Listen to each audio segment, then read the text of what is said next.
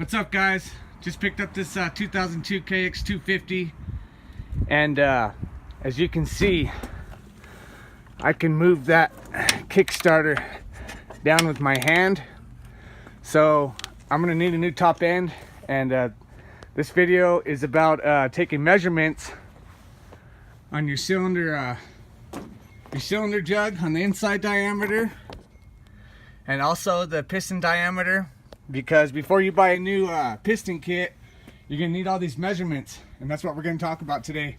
You're gonna need some special tools, a micrometer set, a digital caliper. I also got inside telescoping gauges right here, and that's what we're gonna talk about. So let me get this bike taken apart, and we'll go from there. All right, guys, so I got the gas tank off. One of the motor mount bolts off right here, and I'm gonna start taking the cylinder head off. And the way you want to do this is you want to do it in a crisscross pattern, very slowly, because if you don't and you just start taking them off one by one in a circle, you're gonna warp that head.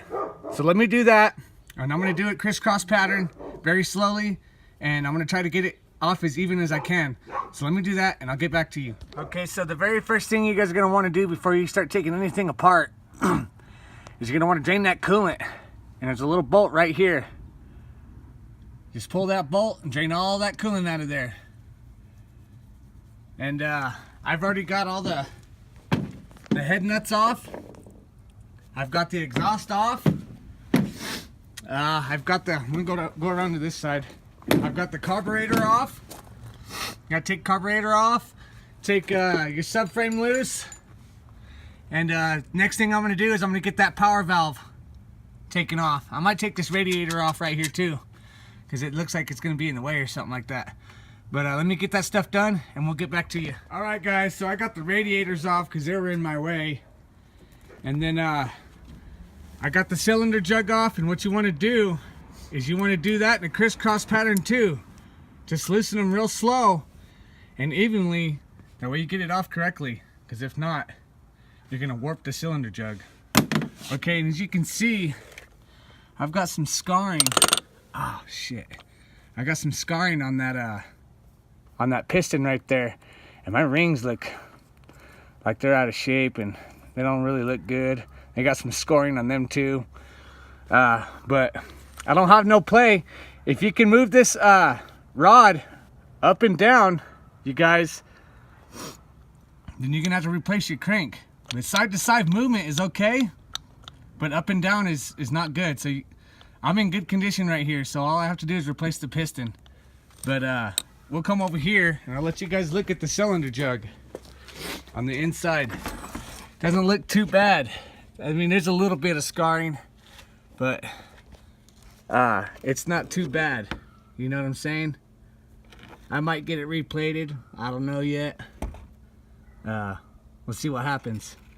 But you're gonna want to measure the inside diameter of this cylinder jug right here, so that you can order your new piston kit. And also you're gonna have to measure the outside diameter of your piston, and that's what we're gonna do now. Let me get this piston off real quick, and then we'll go from there.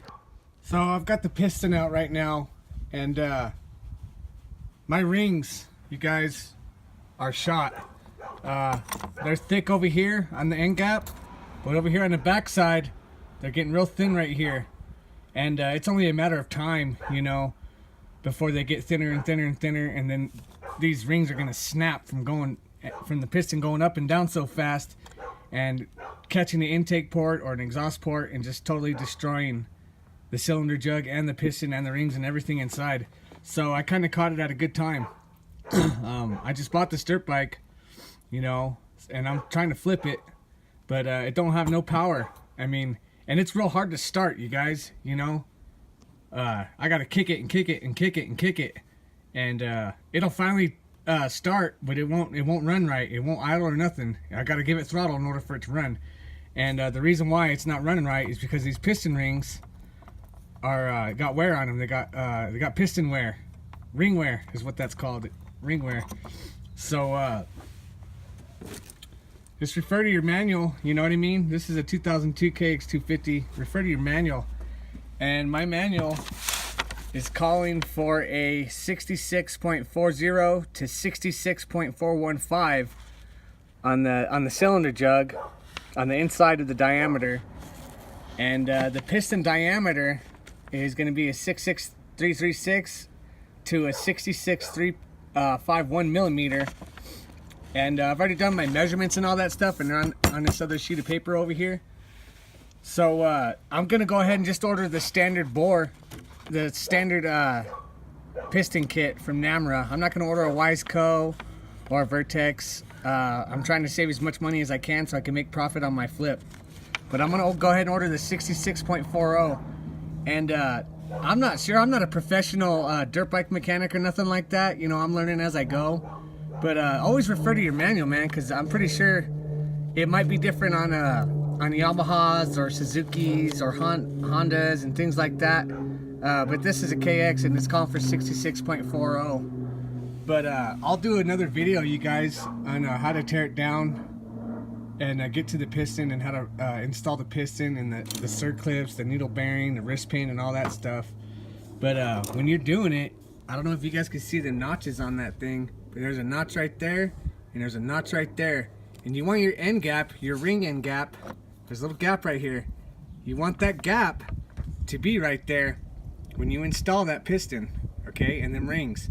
If not, it's not gonna run right, and it could possibly even blow it up again. So, I mean, this bike wasn't blown or nothing, it just had low compression, and I can move it up, I can move the Kickstarter up and down with my hand.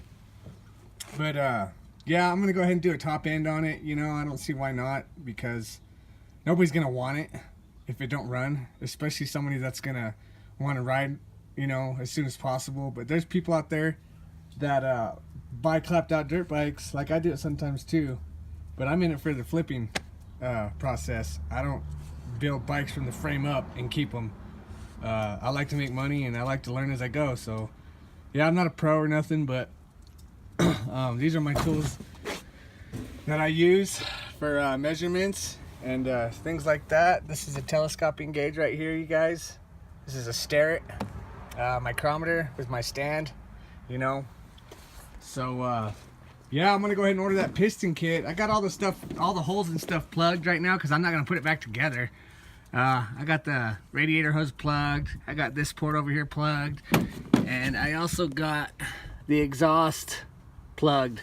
That way no dirt gets in it, no debris or nothing like that, because I don't have a shop or a garage, so I do all my work outside. It doesn't matter if it's in the winter or summer, you know what I mean? Stuff's got to get done, you got to make money. So yeah, I got all these plugged up, and I'm gonna order that kit, and then I'll talk to you guys on how to install it once I get it in the mail. But just keep on riding, just keep on having fun, and enjoy life, and learn as you go, like me. You know, I'm not perfect, but I'm learning. So those of you that don't know how to do stuff, this video could help you out in some way. If not, then I don't know what to say, man. But I'll see you guys later.